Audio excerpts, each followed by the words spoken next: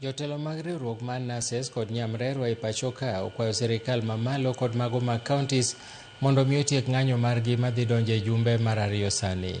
Jotelogo eki maloso kaka Mega koni chenro mag thieth oseng'ikore e thoth ute mag thieth mag piny owacho, kendo jotuo hinyore mokalo e kinde ma 10 counties oling' thi.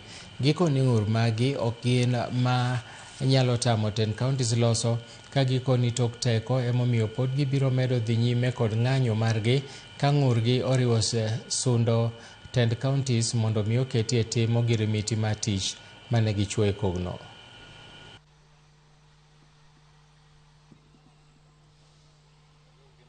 There are issues that are being asked for, some of which can be quick wins, such as career progression guidelines.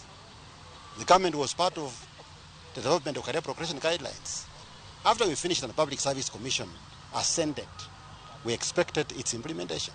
But the same government which sat in it, in the committee, the same government which ascended to it, what happens that makes it not be implemented? And yet they sat in it. So why I'm saying this is that there are issues that we can sit around the table.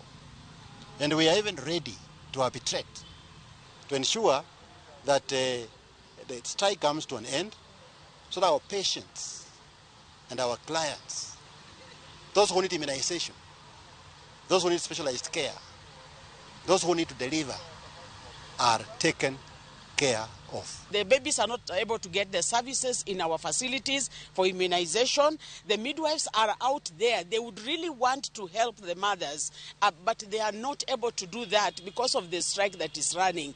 Just as my colleague has said, these are things that the government can quickly fix. They can't be able to sit down, call the union of the nurses and midwives in this country, the leadership. They can be able to call them and sit down with them and get a solution.